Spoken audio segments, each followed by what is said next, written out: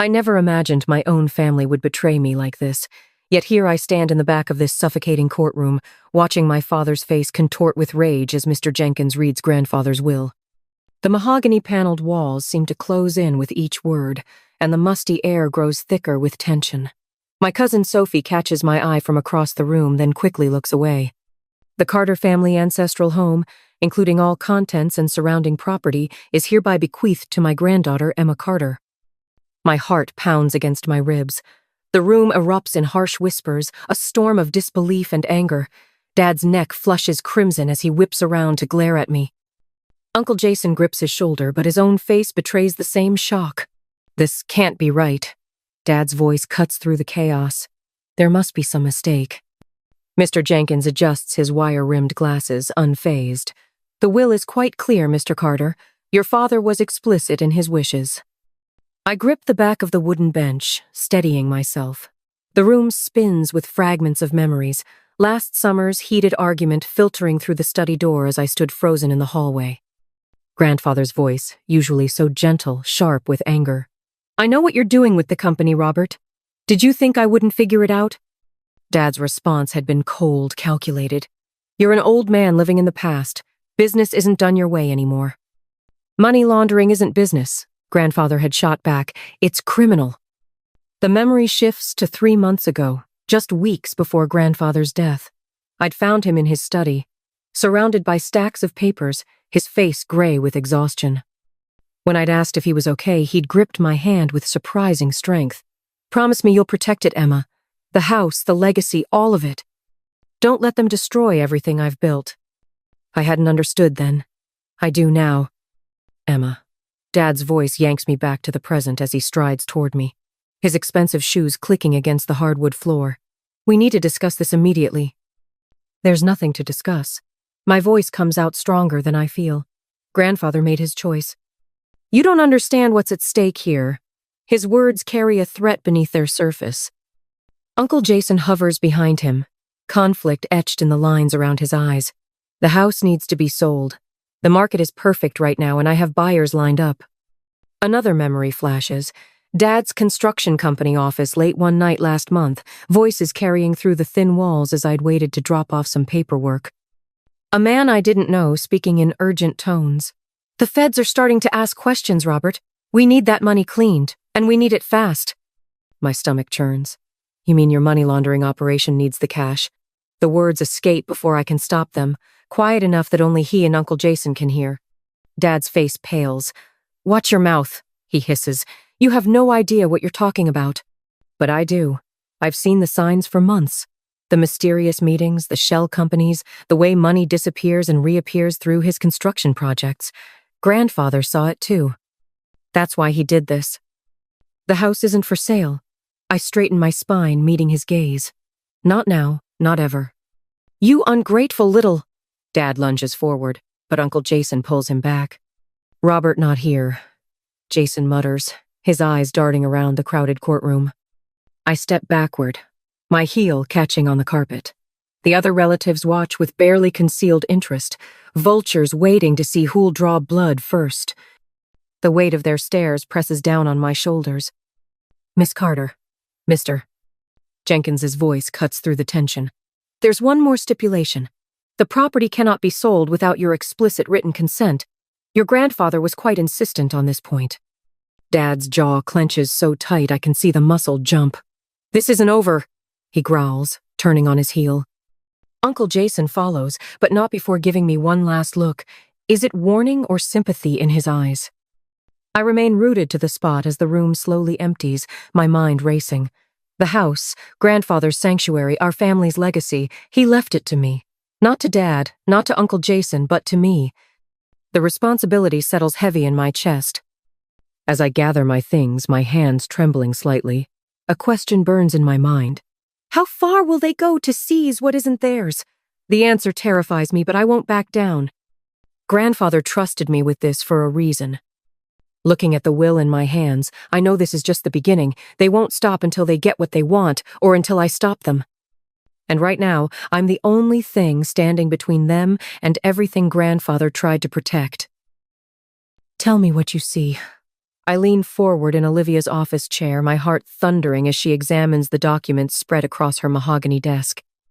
The afternoon sun streams through floor-to-ceiling windows, catching dust motes that dance around us like tiny conspirators. Olivia adjusts her wire-rimmed glasses and holds the sale agreement under a digital scanner, her dark eyes narrowing. The pressure points are inconsistent. She taps the screen, zooming in on my supposed signature. See how the lines waver here? And here? She traces the air above two spots where the ink seems to hesitate. Your authentic signatures are more fluid. My stomach clenches as I compare the forged document to my driver's license signature. The forgery is good too good. Someone spent serious money to make this happen. Dad's getting desperate. Desperate enough to commit fraud. Olivia's fingers fly across her keyboard, pulling up a digital analysis. Red markers highlight the discrepancies, damning evidence appearing in stark relief. This won't hold up in court. The house is still yours, Emma. Your grandfather made sure of that. A memory surfaces. Grandfather in his study, gripping my hand that last time. Promise me you'll protect it. Asterisk he knew. He must have known Dad would try something like this. Miss Martinez? Olivia's assistant appears in the doorway. Your 3 o'clock is here. Give me 5 minutes. Olivia gathers the documents into a folder, her movements precise and controlled. Emma, we have what we need to fight this. But you should know men like your father when they're backed into a corner. She lets the warning hang in the air. I nod, gathering my purse. I know. Thank you, Olivia. The cafe is nearly empty when I meet Sophie an hour later. She's chosen a corner table, far from the few other patrons. Her hands wrap around an untouched latte, knuckles white with tension. I got your text. She glances over her shoulder before continuing. About the forged documents? Dad's trying to force through a sale. I slide into the seat across from her, keeping my voice low. But that's not why I asked you here. I need to know what else you've seen, Sophie. What else you've heard. Color drains from her face. I shouldn't. Please. I reach across the table, stopping short of touching her trembling hands. You're the only one inside the company who might help me. I know you've noticed things. Sophie's eyes dart to the door again before she pulls out her phone. 2 weeks ago, I was working late.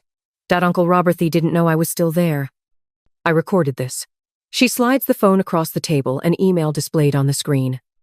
My breath catches as I read. The message is coded, but clear enough.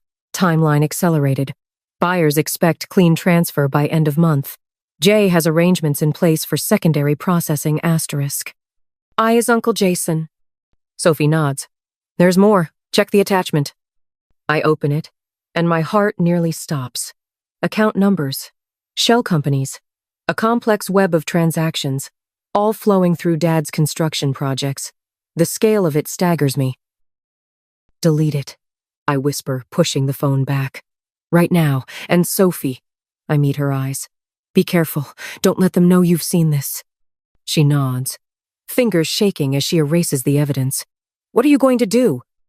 I think of the house, of Grandfather's study filled with papers I haven't had time to go through, of his last desperate warning.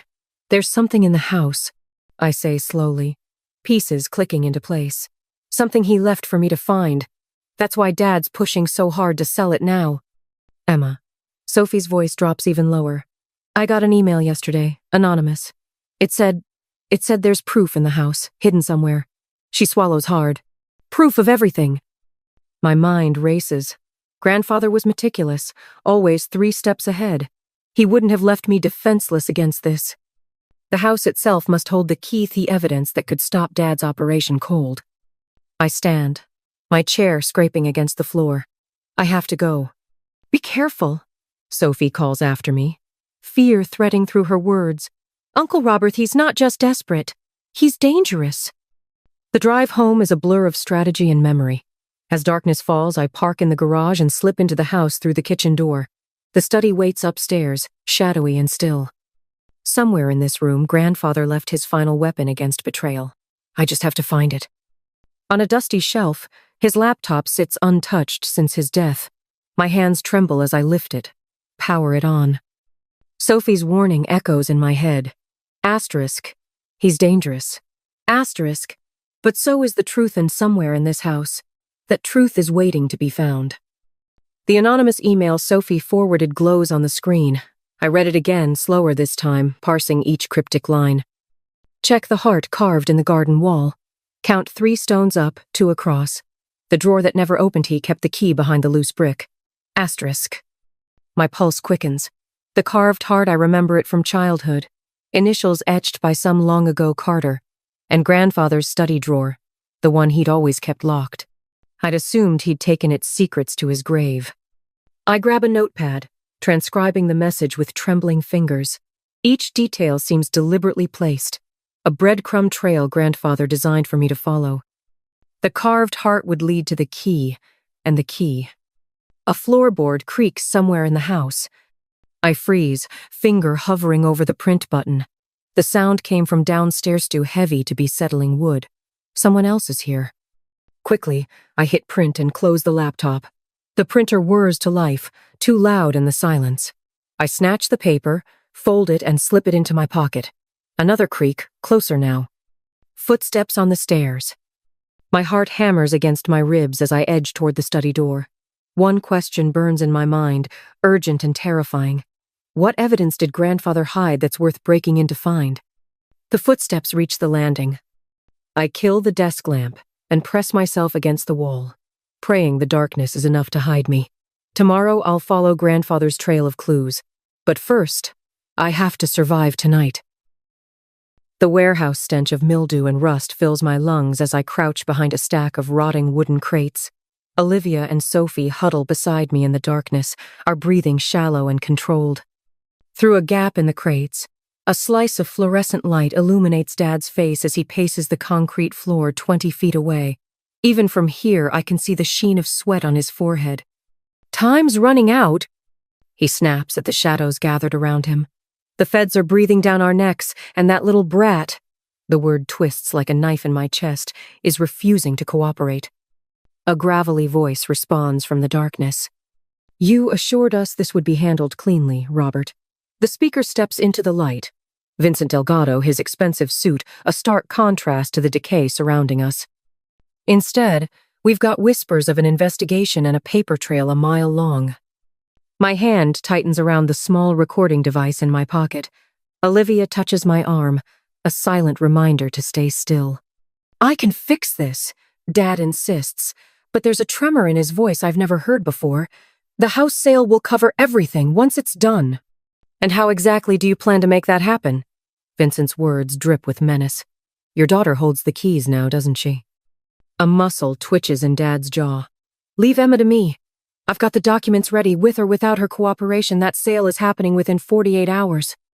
Sophie stiffens beside me. I don't need to see her face to know what she's thinking. The same thing I am. Forged papers. He's planning to fake my consent. The meeting continues, voices growing more heated as they discuss shell companies and offshore accounts. Each word is another nail in the coffin of the man I thought my father was. Olivia's surveillance equipment captures it all, but the real evidence is branded into my memory. The casual way they discuss fraud, the calculated plans to steal what's rightfully mine. Later, in our makeshift command center, an abandoned office space 3 blocks away, Olivia sorts through the intercepted communications while Sophie paces nervously behind her desk. "He's moving faster than we thought," Olivia says, fingers flying over her keyboard.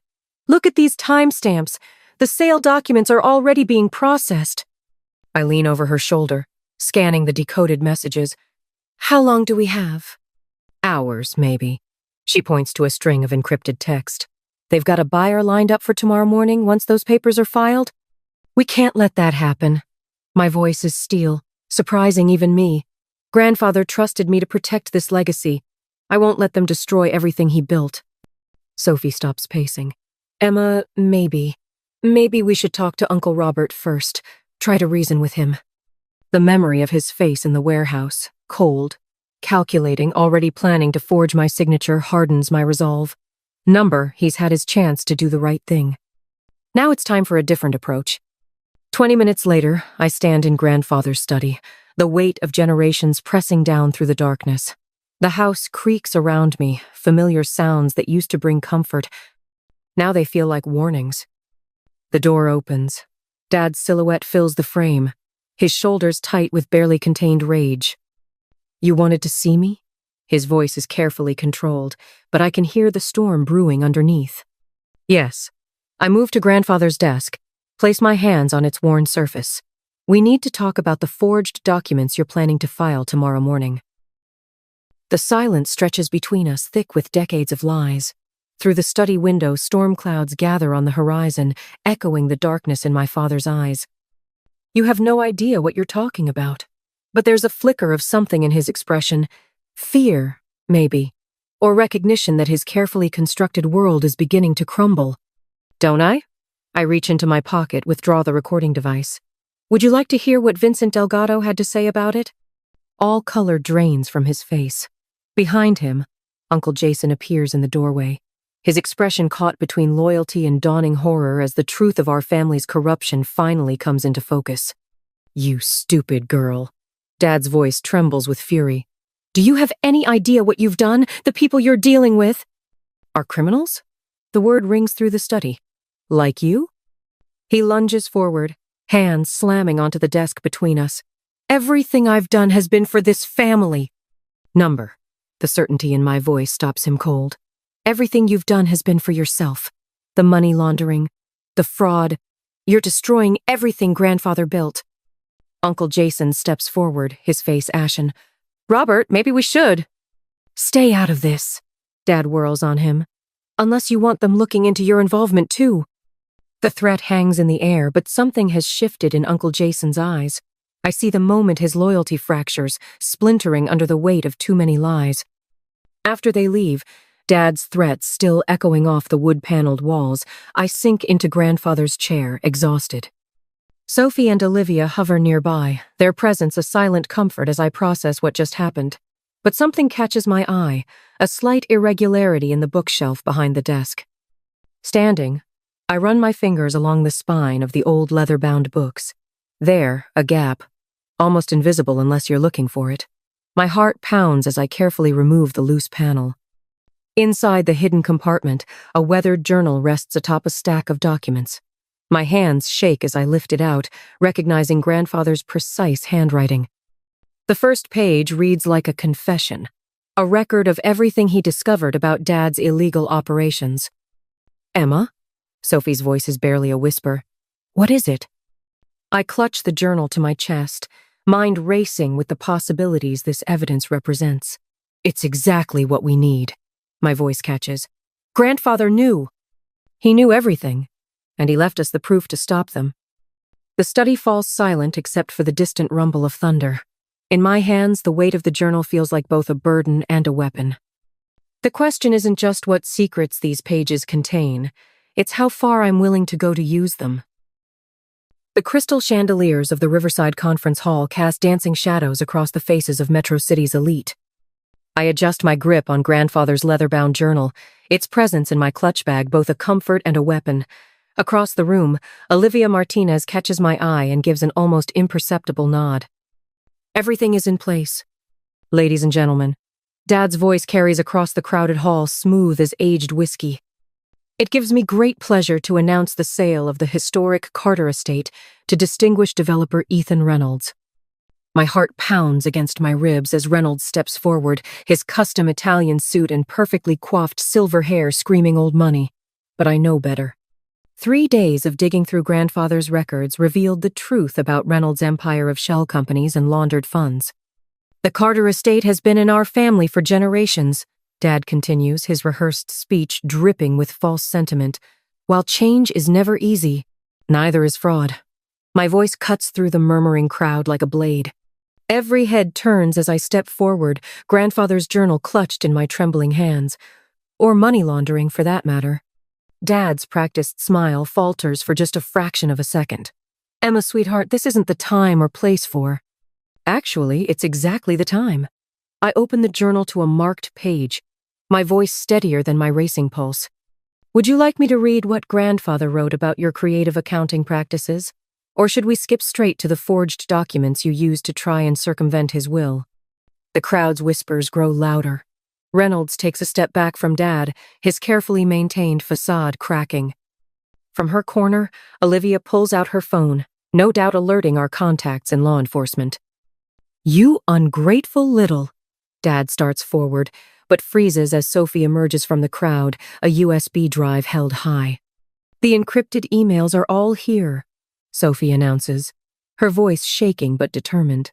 "Every transaction, every shell company, every penny laundered through the construction projects."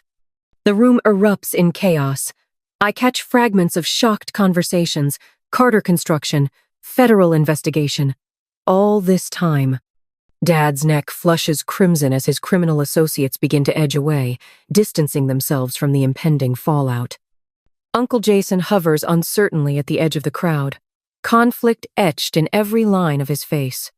"You have no idea what you're doing," Dad snarls, closing the distance between us. "The people I'm involved with are currently being investigated by the FBI, I cut in, keeping my voice low. "Did you really think Grandfather wouldn't leave evidence? That he wouldn't protect his legacy?" A phone rings, cutting through the tension. Olivia answers, her face lighting up with grim satisfaction. "Detective Hayes," she says, loud enough for those nearby to hear. "Yes, we're all still here at Riverside Conference Hall. You're 5 minutes out? Perfect." The color drains from Dad's face. He looks around wildly, but his allies have already begun to scatter. Reynolds is nowhere to be seen. Even Uncle Jason has disappeared into the crowd. I grip the journal tighter, feeling the weight of Grandfather's trust, of his faith in me. The tide of power has turned just as he planned, just as I promised him it would. "It's over, Dad," I say softly, watching his empire crumble in real time. "Grandfather knew what you were doing with the company. He made sure I would have everything I needed to stop you." Across the room, I catch glimpses of dark suits and badges as law enforcement begins to filter in through the side entrances. Dad sees them too.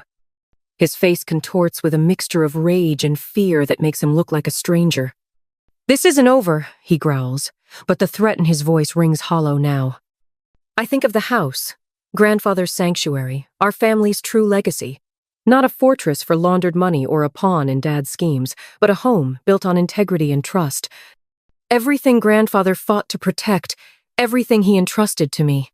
"You're right," I say, standing my ground as Detective Hayes approaches. "For you, it's just beginning." The courtroom buzzes with whispers as Dad strides toward the podium, his Armani suit a sharp contrast to his unraveling composure. Camera flashes punctuate the tension like lightning before a storm. I grip the edge of the wooden table, steadying myself as his words slice through the air. My daughter is young, naive. His voice carries that familiar, patronizing tone that used to make me shrink into myself. Not anymore. She doesn't understand the complexities of business, of family legacy. If she continues down this path making these wild accusations, he turns to face me directly, eyes glinting with barely contained rage. There will be consequences that can't be undone. The threat hangs heavy in the air. A reporter's pen scratches against paper somewhere behind me. I catch Sophie's eye across the room. She gives me the slightest nod, and something in my chest steadies. "I have evidence," Dad continues, "of certain indiscretions that would be devastating if made public. Emma, please." His voice softens, dripping with false concern. "Don't force my hand." Olivia Martinez, my attorney, shifts beside me. We've prepared for this moment, anticipated every move. The weight of Grandfather's journal presses against my side where it's tucked into my briefcase, along with the stack of financial records that will shatter Dad's carefully constructed facade. I stand, and the room falls silent. "You're right about one thing," I say, my voice carrying clear and strong. "I am your daughter, which means I learned from the best about keeping receipts." Olivia steps forward, nodding to the court clerk. The projector hums to life, and the first document appears on the screen, a detailed spreadsheet tracking money movements through shell companies, each transaction highlighted in damning red. This is a record of funds flowing through Carter Construction's subsidiary accounts. Olivia explains, her professional tone masking the bombshell she's dropping.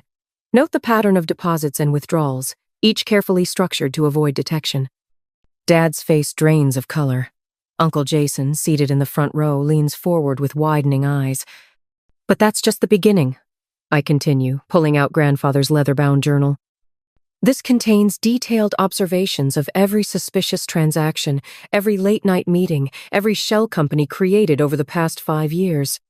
Grandfather didn't just suspect what you were doing, Dad. He knew. He documented everything. The journal trembles slightly in my hands, not from fear, but from the surge of adrenaline coursing through me. Dad takes a step forward, his composed mask cracking. "You're making a mistake," he hisses, low enough that only those closest can hear. "Everything I did was to protect this family's future." "Number," I meet his gaze. "Everything you did was to protect yourself." Olivia advances to the next slide. Copies of forged documents bearing my supposed signature, authorizing the sale of the house. The evidence we've gathered laid bare for all to see. Gasps ripple through the courtroom as she methodically explains each piece. The forensic analysis proving the forgery, the intercepted emails discussing the scheme, the network of offshore accounts waiting to receive laundered funds. Dad's criminal partners shift uncomfortably in their seats. I recognize some of them from those suspicious meetings at the construction office. Men in expensive suits who now look like they're calculating their fastest escape routes. "Miss Carter," Judge Reynolds' voice cuts through the tension. "These are serious allegations. Mr. Carter, do you wish to respond to this evidence?" Dad's jaw clenches so tight I can see the muscle jump. The same tell he had that day in the study with Grandfather. His silence speaks volumes. "Your Honor," Olivia continues, "we have Detective Marcus Hayes of the Financial Crimes Unit present and prepared to testify about the ongoing investigation into these matters." Something snaps in Dad's eyes. He spins toward Uncle Jason, who's already half rising from his seat. "You told them," he snarls. "You spineless." "Order!" Judge Reynolds' gavel crashes down. But it's too late. The carefully maintained veneer of the respected business leader crumbles as Dad lunges toward his brother.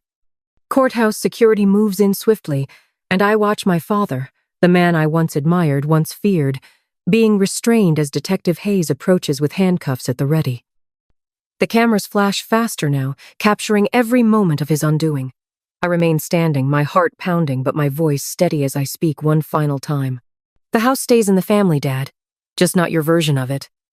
Uncle Jason rises slowly from his seat, his face ashen. The entire courtroom holds its breath as he makes his way to the center of the room. His hands shake as he straightens his tie. "I need to make a statement," he says, voice rough, "about the forgery, about everything." His eyes meet mine, filled with a mixture of shame and relief. "Emma's telling the truth. I helped Robert create those documents. I watched him build this whole scheme, and I did nothing to stop it." Sophie steps forward next, her heels clicking against the hardwood floor. "I have testimony as well, Your Honor. Dates, times, conversations I witnessed. The threats made against Emma when she refused to comply." The room erupts in chaos as Detective Hayes moves forward, officially placing Dad under arrest. The charges ring out clear and damning. Money laundering, fraud, conspiracy, forgery. Each word, another nail in the coffin of his reputation. I watch as they lead him away, his shoulders finally slumping in defeat. The man who once towered over my world now seems smaller somehow. Behind me, I hear the rapid-fire clicks of camera shutters, documenting every moment of this public reckoning. The judge calls for order, but I barely hear him. My mind is already racing ahead to what comes next. The questions that will need answering. The legacy that will need rebuilding. Grandfather's words echo in my memory. "Promise me you'll protect it, Emma. The house, the legacy, all of it." I did, Grandfather. But standing here in the aftermath, watching the family I knew crumble and reshape itself, I can't help but wonder, what will rise from these ashes? The house is safe, the truth is out, but the real work, the work of healing, of rebuilding, that's only just beginning. Dawn spills through the restored stained glass windows, painting the foyer in fragments of amber and sapphire. I run my fingers along the freshly polished banister, breathing in the scent of lemon oil and history. The grandfather clock in the corner, the one that marked so many Carter family moments, ticks steadily, a heartbeat restored. "Miss Carter?" Jorge, the restoration supervisor, approaches with a tablet in hand. The last of the historical photographs have been mounted in the East Wing gallery. I follow him down the hallway, where dozens of black and white photos now line the walls in gleaming frames. There's Grandfather at 20, standing proud in his army uniform. Another shows him breaking ground on his first development project, the one that launched the family business legitimately, before Dad corrupted it. My throat tightens as I spot a photo I'd almost forgotten. Grandfather and me in his study, heads bent over his collection of rare first editions. I was 12 then, oblivious to the storm brewing in our family. The archival glass will protect them from UV damage, Jorge explains, but his voice fades into background noise as memory washes over me. 3 months ago, I stood in this same spot, watching federal agents escort Dad out in handcuffs. His face had been a mask of fury and disbelief, the expression of a man who never imagined his schemes would unravel. The evidence in Grandfather's journal had been irrefutable, each detailed entry revealing another layer of Dad's money laundering operation. The memory dissolves as Olivia's heels click against the hardwood floor. Everything's official, she announces, waving a stack of documents. The title's clear and the preservation trust is ironclad. No one can ever force a sale of this property again. Thank you. The words feel inadequate for everything my attorney has done, but she waves off my gratitude with a warm smile. Sophie appears in the doorway, a box of old photographs in her arms. Found these in the attic. Thought they might fit the gallery. My cousin, no, my friend now, sets the box down carefully. It's amazing in here, Emma. Uncle Frank would be proud. The three of us move to the living room, where morning light streams through newly restored windows. The antique furniture, each piece chosen by Grandfather over decades, gleams with fresh polish. On the mantel, his collection of vintage fountain pens catches the light. I'd found them tucked away in his study, along with the journal that changed everything. Hard to believe this was the same house, Sophie muses, sinking into a leather armchair. Remember how dark it felt during the will reading? Now it's like it can breathe again. I finish, understanding exactly what she means. Olivia spreads the trust documents on the coffee table. The community outreach program is ready to launch whenever you are. 3 local families have already applied for the educational grants. My chest swells with something that feels like purpose. The house will never again be a fortress of secrets and lies. Instead, it's becoming what Grandfather always envisioned, a place of learning, growth, and second chances. Through the bay window, I watch volunteers preparing the garden for tomorrow's community gathering. They're planting wildflowers in beds where nothing grew for years, the colors a riot of purple, yellow, and white against rich soil.